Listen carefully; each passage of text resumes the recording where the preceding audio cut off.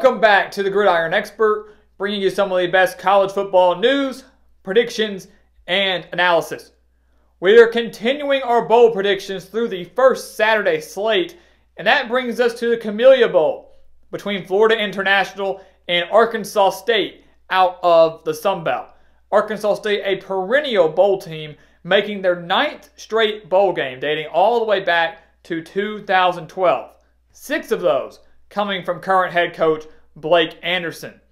Florida International, on the other hand, not nearly as perennial as Arkansas State. The postseason, still relatively new to these guys, making just their 5th ever bowl appearance.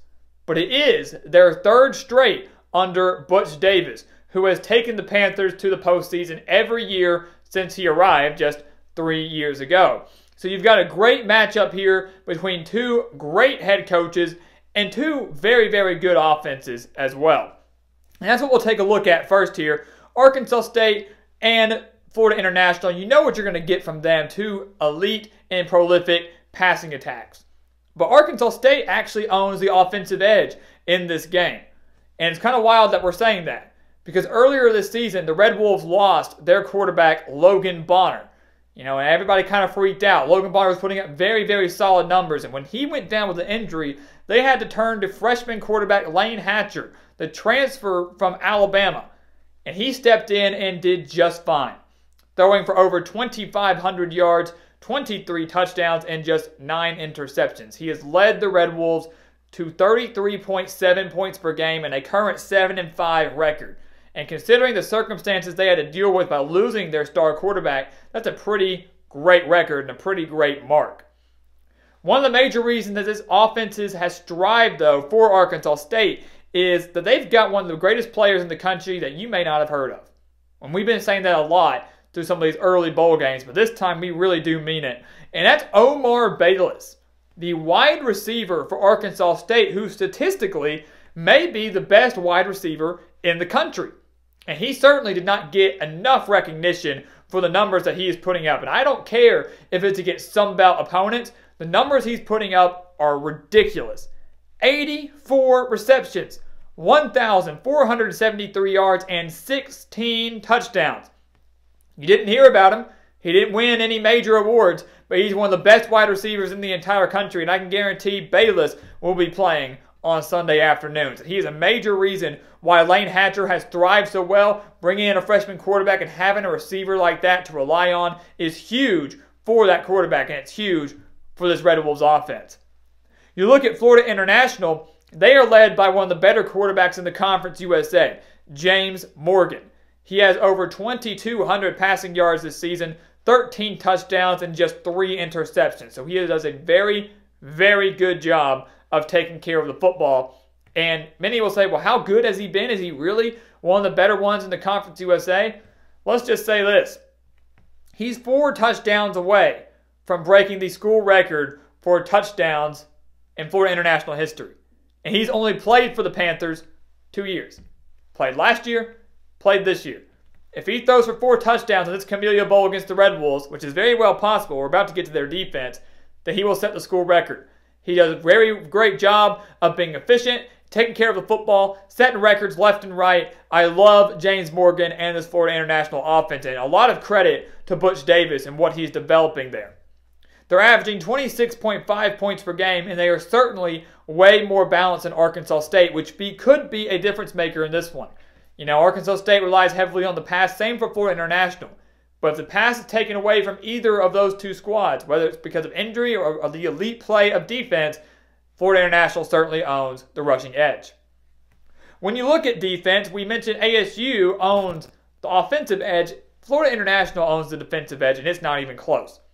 They're allowing just 26.7 points per game. Arkansas State allowing 34.8 points per game. It's been horrendous.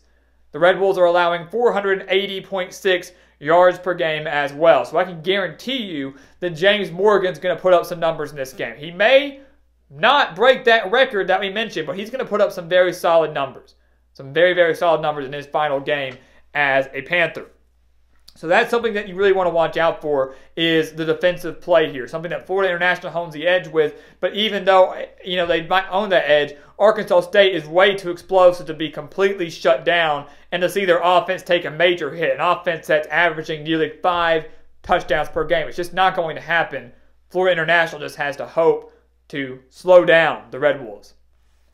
The biggest note that we want to look at here, kind of the biggest storyline to watch, we mentioned their offensive side of the ball, we mentioned the defensive side of the ball. The biggest thing I want to know is which Florida International team will show up in this game.